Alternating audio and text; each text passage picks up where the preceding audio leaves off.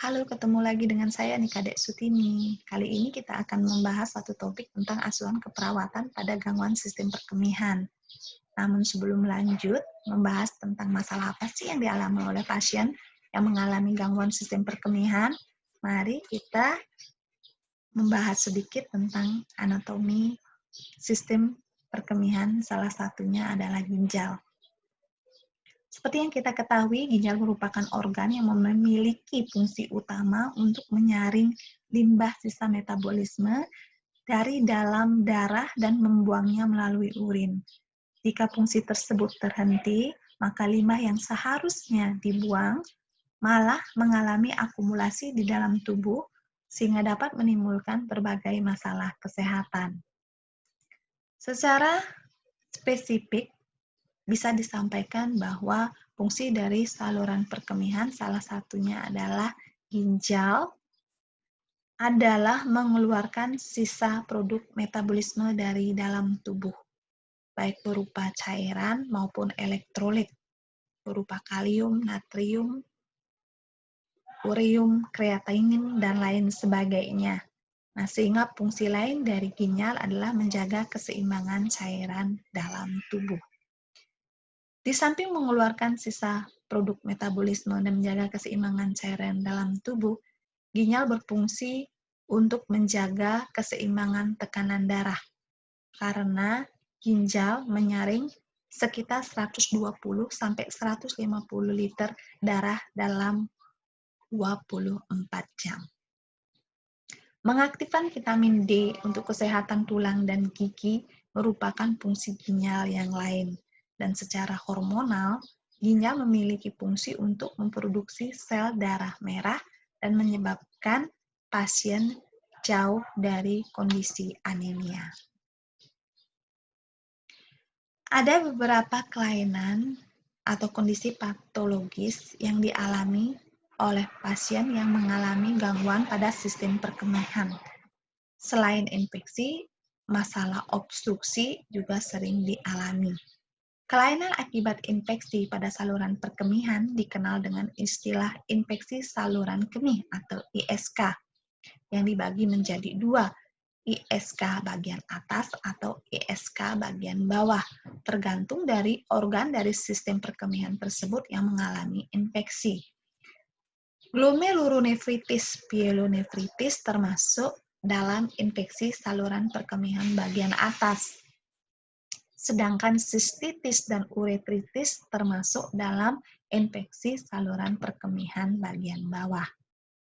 Selain kelainan akibat infeksi, kelainan obstruksi juga bisa dialami oleh pasien yang mengalami gangguan pada sistem perkemihan. Urolithiasis atau dikenal juga dengan istilah batu saluran kemih sering dialami oleh pasien, di mana batu ini bisa terbentuk di seluruh organ pada sistem perkemihan, baik ginjal, ureter, vesika urinaria, juga termasuk uretra. Nefrolithiasis atau batu ginjal merupakan kelainan obstruksi yang paling banyak dikeluhkan oleh pasien. Selain nefrolithiasis maupun urolithiasis, kelainan obstruksi lain yang dikeluhkan oleh pasien adalah prostatic hypertrophy atau dikenal dengan istilah BPH atau pembesaran kelenjar prostat. Meskipun kelenjar prostat bukan merupakan organ yang secara fisiologis berhubungan langsung dengan fungsi dari saluran perkemihan, tetapi karena letaknya secara anatomi berdekatan dengan sistem perkemihan khususnya uretra, maka ketika terjadi keadaan patologis berupa pembesaran saluran dari prostat menyebabkan terjadinya proses obstruksi atau penyempitan saluran perkemihan bagian bawah yang menyebabkan pasien mengalami retensi urin, keluhan tidak nyaman, dan nyeri pada sistem perkemihan.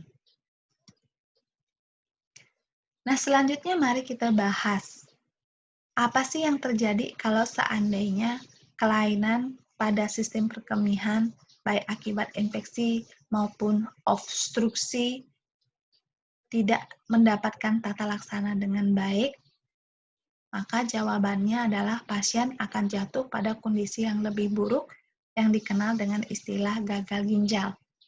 Gagal ginjal itu dibagi menjadi dua. Ada gagal ginjal akut dan gagal ginjal kronis. Nah, kenapa gagal ginjal ini penting untuk kita bahas? Nah, khususnya nanti dikaitkan dengan peran kita sebagai perawat ketika memberikan asuhan keperawatan. Karena secara epidemiologi disampaikan bahwa penyakit ginjal ini masih menjadi masalah kesehatan utama di Indonesia. Berdasarkan perbandingan hasil Rikesdas tahun 2018 dengan Rikesdas tahun 2019, dapat diketahui bahwa terjadi peningkatan prevalensi penyakit gagal ginjal kronis sejumlah 2,0 pada tahun 2013 menjadi 3,8 pada tahun 2018. Dan berdasarkan jenis kelamin, prevalensi penyakit ginjal ini dilaporkan cenderung dialami oleh laki-laki dibandingkan dengan perempuan. Namun tidak ada perbedaan kejadian prevalensi penyakit ginjal baik di daerah perkotaan maupun daerah perdesaan. Nah, ini yang menyebabkan kenapa kita fokus dalam memberikan asuhan keperawatan pada gagal ginjal. Apa sih sebenarnya yang dimaksud dengan gagal ginjal? Gagal ginjal dalam bahasa medisnya dikenal juga dengan chronic kidney disease atau disingkat dengan CKD. Merupakan jenis penyakit ginjal yang mana terjadi kehilangan fungsi ginjal secara bertahap, baik fungsi filtrasi, ekskresi, maupun reabsorpsi terhadap produk sisa yang ada di dalam darah, di mana produk sisa metabolisme tubuh tersebut seperti urium, kreatinin, natrium, kalium, dan lain-lainnya tidak bisa diekskresikan atau dikeluarkan melalui urin, dan malah diserap kembali oleh tubuh sehingga bersifat toksik. Nah, kondisi ini akan berlangsung dalam hitungan jam, hari, bahkan bertahun-tahun. Apa sih yang menyebabkan orang mengalami gagal ginjal kronik? Nah, selain penyebab gangguan pada saluran perkemihan, baik infeksi maupun obstruksi yang sudah saya sampaikan tadi, komplikasi penyakit lain seperti diabetes mellitus atau kencing manis dan hipertensi juga bisa menyebabkan terjadinya gagal ginjal. Bahkan kondisi-kondisi kekurangan volume cairan yang mendahului akibat terjadinya dehidrasi yang berat juga dapat menyebabkan pasien jatuh pada kondisi gagal ginjal, seperti misalnya kasus diare atau kasus luka kombusio atau luka bakar. Pada awalnya, gangguan ini tidak menimbulkan gejala, namun seiring waktu, gejalanya akan muncul.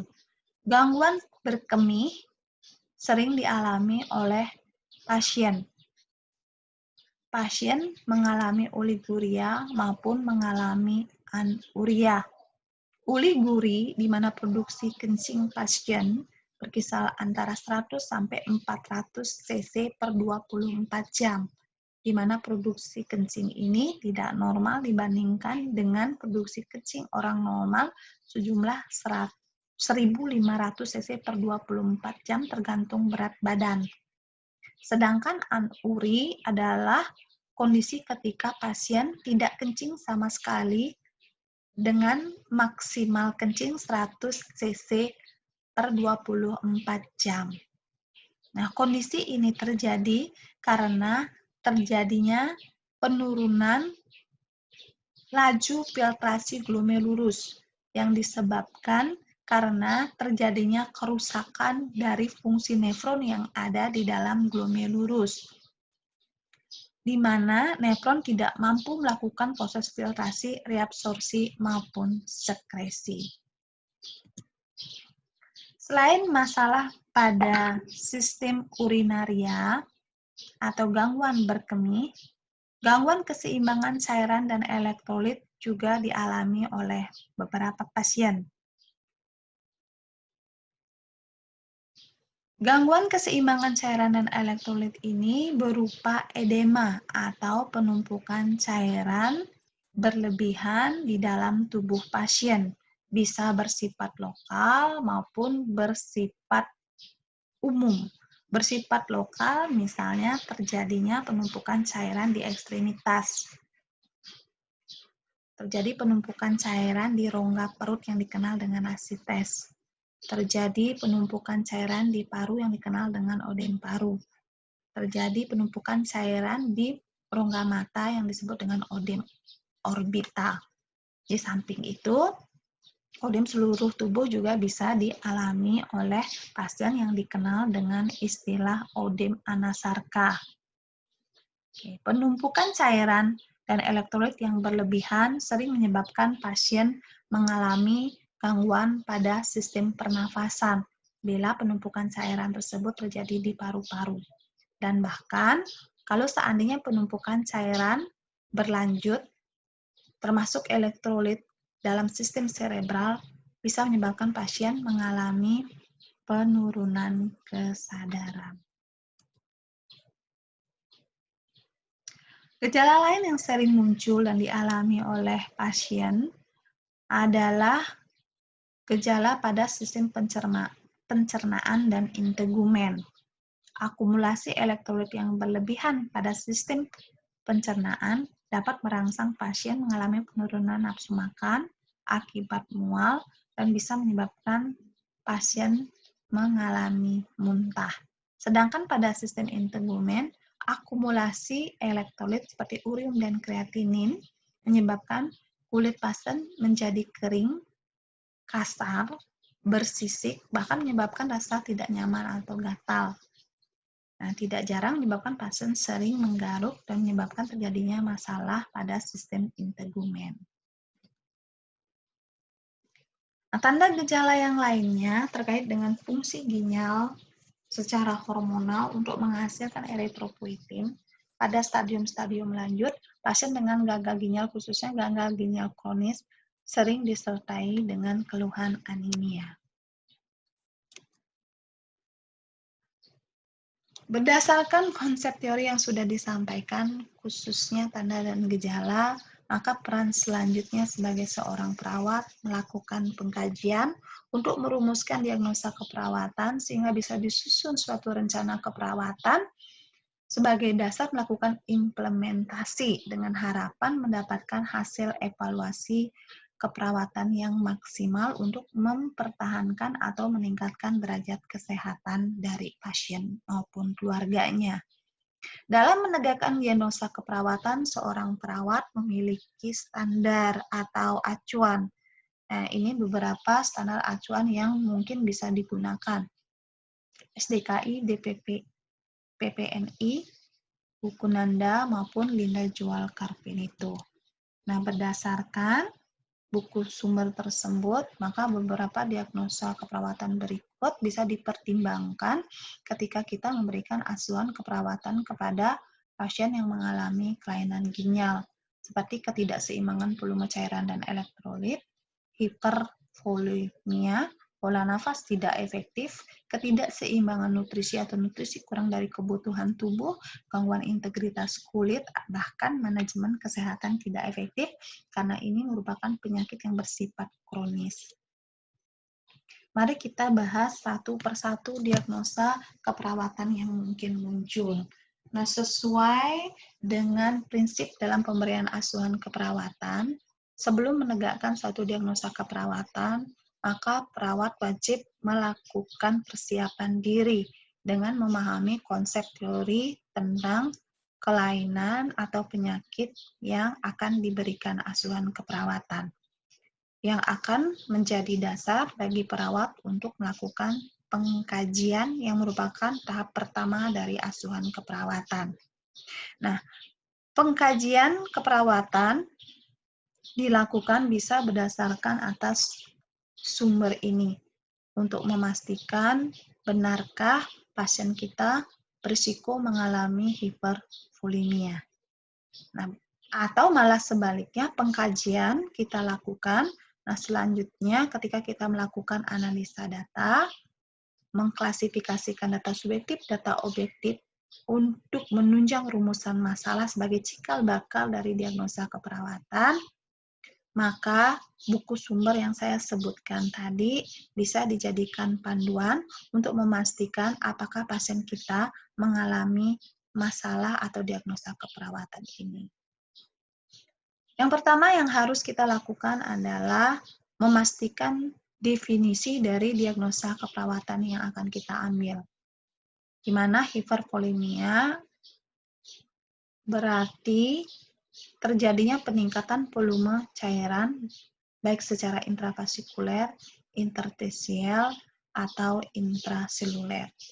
Nah, selanjutnya selain definisi, untuk memenuhi kriteria, kita kaji dari sekian penyebab, kira-kira pada pasien kita, apa yang menyebabkan mereka mengalami hipervolemia. Nah, kelebihan asupan cairan dan kelebihan asupan natrium bisa menjadi pilihan. Nah, selain itu, kondisi klinis terkait perlu kita perhatikan. Nah, salah satunya penyakit gagal ginjal, baik akut maupun kronis, merupakan kondisi klinis terkait yang sering menyebabkan pasien mengalami hipervolemia. Berdasarkan definisi, kemudian penyebab, bahkan kondisi terkait mengarahkan kita ke pengkajian gejala dan tanda mayor dan pengkajian terhadap gejala dan tanda minor. Nah, dari hasil pengkajian, bila pasien mengalami orthopneu atau dyspneu, di mana orthopneu itu adalah kondisi sesak napas atau dyspneu yang terjadi saat pasien dalam kondisi berbaring atau terlentang dan akan membaik ketika diberikan posisi semipolar, kita temukan di pasien, maka tanda dan gejala ini bisa mendukung bahwa pasien kita berisiko mengalami hipervolemia. Nah, orthopneu dan dyspneu itu umumnya dialami oleh pasien dengan gagal ginjal yang mengalami edema paru. Gejala dan tanda mayor lain yang perlu kita kaji adalah edema anasarka atau edema perifer. Kita harus pastikan di pasien terjadi. Bila iya, maka secara objektif kondisi ini bisa mendukung pasien mengalami hipervolemia. Kemudian peningkatan pada vena jugularis atau perhitungan tekanan CVP pasien meningkat. Nah, ini mendukung kondisi hipervolemia. Di samping gejala dan tanda mayor yang disebutkan tadi, gejala dan tanda minor juga kita perlu kaji di pasien untuk mendukung atau memastikan bahwa pasien kita mengalami hipervolemia atau tidak. Oke, distensi vena jugularis, terdengar suara nafas tambahan dari hasil auskultasi paru, kemudian ada penurunan kadar hemoglobin, kemudian ada oliguri atau produksi urin berkisar antara 100 sampai 400 cc per 24 jam, intake yang lebih banyak daripada output ketika melakukan proses balance cairan dialami oleh pasien, kemudian kondisi kongesti paru akibat edema paru. Nah, bila gejala minor maupun gejala mayor ini bisa kita temukan di pasien dan sesuai dengan definisi dari label diagnosa hipervolemia, penyebab terkait dan kondisi terkait sudah sesuai, maka bisa kita putuskan pasien kita mengalami hipervolemia. Selanjutnya apa yang harus kita lakukan untuk memastikan bahwa pasien kita mengalami risiko ketidakstabilan elektrolit. Yang pertama, kita harus mengecek terlebih dahulu kesesuaian definisi. definisi risiko ketidakstabilan elektrolit menunjukkan risiko mengalami perubahan kadar serum elektrolit. Nah, kondisi-kondisi ini dapat dilihat dari hasil pemeriksaan laboratorium, baik natrium, kalium, urium, kreatinin, dan lain sebagainya. Oke, nah kondisi terkait. Kita lihat di poin pertama, ternyata gagal ginjal merupakan kondisi klinis terkait yang sering menyebabkan pasien mengalami risiko ketidakseimbangan elektrolit. Maka selanjutnya, karena ini adalah diagnosa risiko, kita lanjut mengkaji faktor risiko. Nah, ketidakseimbangan cairan, kelebihan volume cairan, kemudian kondisi muntah, dan disfungsi ginjal merupakan beberapa faktor risiko yang bisa kita dapatkan di pasien dengan gagal ginjal, sehingga mendukung kita mengangkat label diagnosa risiko ketidakseimbangan elektrolit.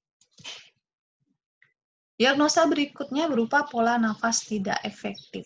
Nah, pola nafas tidak efektif ini bisa diangkat atau berdiri sendiri ketika kita memberikan asuhan keperawatan, tapi pada umumnya sering digabung dengan diagnosa kelebihan volume cairan atau overvolemia.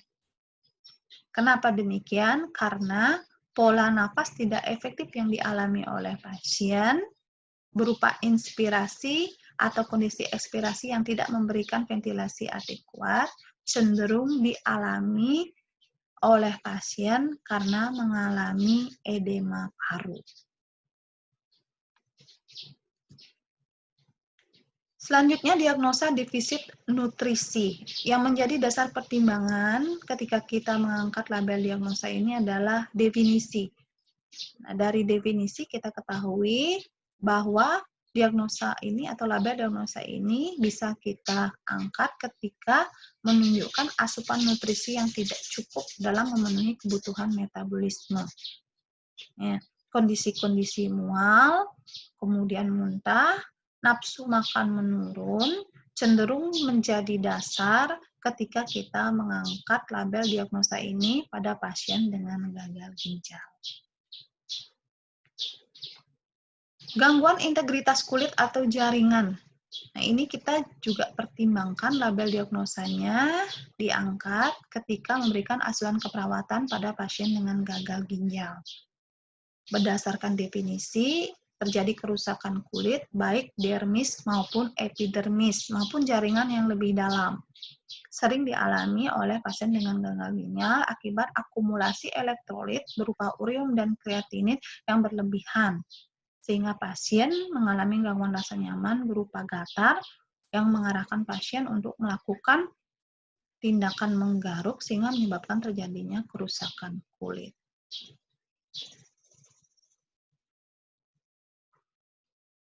Oke. Nah, data-data seperti gejala dan tanda mayor, terjadinya kerusakan jaringan atau lapisan kulit, kemudian ada nyeri, kemudian ada kemerahan atau perdarahan akibat luka garukan. Nah, ini bisa menjadi dasar kita mengangkat label diagnosa gangguan integritas kulit atau jaringan pada pasien yang mengalami gagal ginjal. Apalagi ketika kita melihat kondisi klinis terkait bahwa gagal ginjal merupakan salah satu yang berhubungan dengan diagnosa ini. Keletihan. Apakah keletihan perlu dipertimbangkan ketika kita memberikan asuhan keperawatan pada pasien dengan gagal ginjal? Mari kita lihat dari definisi bahwa keletihan menunjukkan penurunan kapasitas kerja fisik dan mental yang tidak pulih dengan istirahat. Nah, kondisi-kondisi seperti misalnya anemia merupakan dasar kita mempertimbangkan diagnosa keperawatan ini. Oke, di mana pasien dengan gagal ginjal sering mengeluh secara subjektif mengalami lelah, kurang tenaga, merasa energi tidak pulih walaupun sudah tidur, dan tidak mampu mempertahankan aktivitas rutin serta tanpa lesu. Selain keletihan, diagnosa yang lain yang perlu kita pertimbangkan, kita angkat ketika memberikan asuhan keperawatan pada pasien dengan gagal ginjal adalah perfusi perifer tidak efektif. Nah, berdasarkan definisi diketahui bahwa terjadi penurunan sirkulasi darah pada level kapiler yang dapat mengganggu metabolisme tubuh. Salah satu penyebabnya penurunan konsentrasi hemoglobin atau kekurangan volume cairan yang dialami oleh pasien. Nah, dari kondisi klinis terkait, ternyata anemia merupakan kondisi yang sering menyebabkan pasien mengalami diagnosa ini.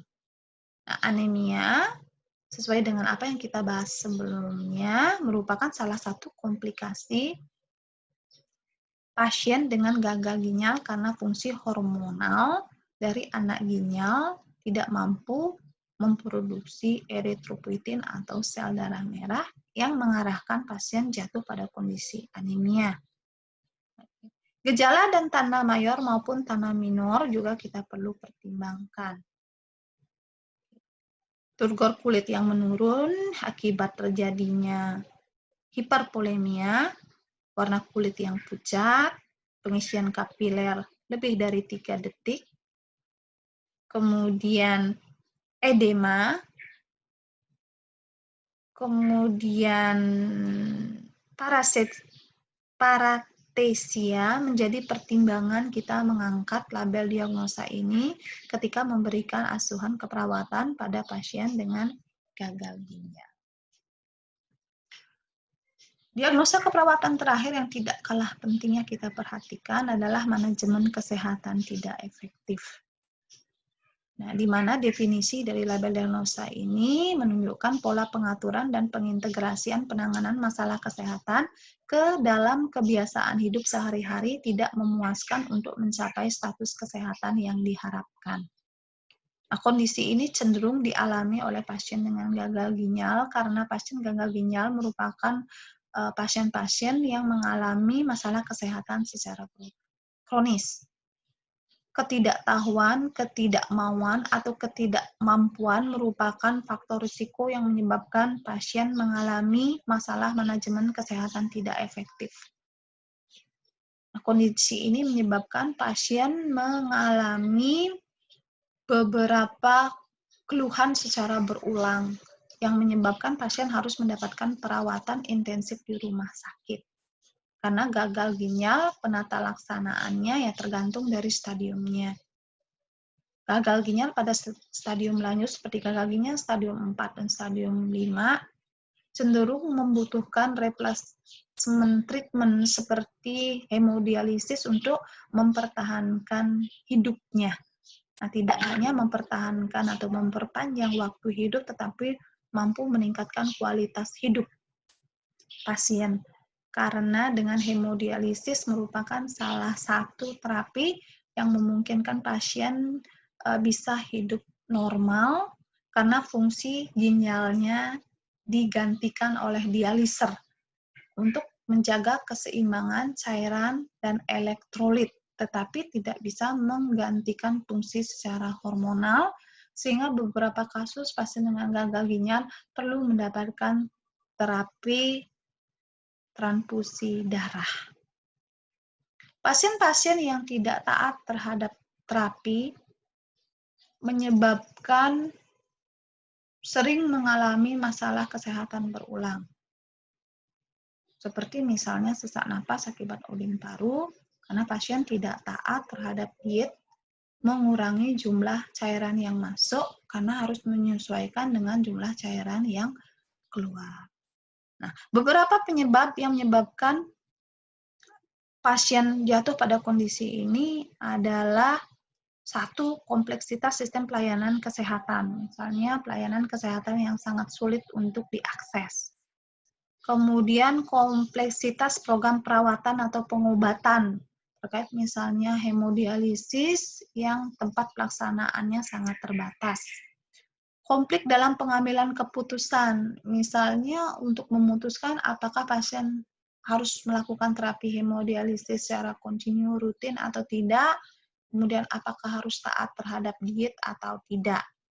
Kurang terpaparnya informasi bisa sebagai penyebab, kesulitan ekonomi mengakses pelayanan kesehatan bisa juga sebagai penyebab, tuntutan berlebihan baik individu maupun keluarga yang terlalu capek merawat pasien juga bisa sebagai penyebab, konflik keluarga, ketidakefektifan pola perawatan kesehatan keluarga, ketidakcukupan petunjuk dan instruksi untuk bertindak, dan kekurangan dukungan sosial bisa menyebabkan terjadinya manajemen kesehatan tidak efektif dialami oleh pasien. Kondisi terkait yang sering berhubungan dengan label diagnosa ini adalah kondisi kronis. Nah, misalnya salah satunya di sini adalah gagal ginjal. Dan diagnosis-diagnosis yang mengharuskan terjadinya perubahan gaya hidup. Salah satunya adalah pada gagal ginjal terkait dengan manajemen diet dan rutin melaksanakan pengobatan cuci darah atau hemodialisis untuk meningkatkan waktu hidup dan kualitas hidup. Gejala dan tanda mayor maupun minor perlu dipertimbangkan. Nah, gejala mayor, pasien sering mengungkapkan kesulitan dalam menjalankan program perawatan atau pengobatan dengan penyebab yang sudah diuraikan di sini. Dan secara objektif, gagal melakukan tindakan untuk mengurangi faktor risiko, gagal menerapkan program perawatan atau pengobatan dalam kehidupan sehari-hari, aktivitas hidup sehari-hari yang tidak efektif untuk memenuhi tujuan kesehatan merupakan tanda mayor yang wajib kita temukan di pasien untuk memastikan bahwa masalah atau diagnosa keperawatan ini dialami oleh pasien. Nah, demikianlah beberapa masalah kesehatan atau masalah keperawatan dan beberapa dasar prinsip acuan yang bisa dilakukan oleh seorang perawat ketika merumuskan diagnosa keperawatan sehingga mengarahkan seorang perawat menyusun rencana keperawatan menjadi pedoman untuk melakukan suatu intervensi dengan harapan evaluasi akhir mencapai tujuan yang diinginkan. Nah, ini beberapa referensi yang bisa digunakan dalam proses pembelajaran topik ini. Oke, buku keperawatan medikal bedah yang disusun oleh Black, standar diagnosis keperawatan Indonesia dalam penegakan diagnosa keperawatan dari PPNI, SDKI, kemudian yang mengarah juga pada penegakan diagnosis keperawatan Nanda, dan sebagai pembanding bisa menggunakan diagnosis keperawatan yang ditetapkan oleh Linda Jual Carpenito, karena Linda Jual Carpenito maupun SDKI semuanya merujuk pada sumber utama yaitu Nanda. Oke, demikian beberapa hal yang bisa saya sampaikan terkait dengan topik kita kali ini. Mudah-mudahan bisa bermanfaat dalam memberikan asuhan keperawatan pada pasien dengan gagal ginjal khususnya dan gangguan pada sistem perkemihan secara umum. Nah, sampai di sini dulu. Terima kasih. Sampai jumpa pada video-video pembelajaran berikutnya.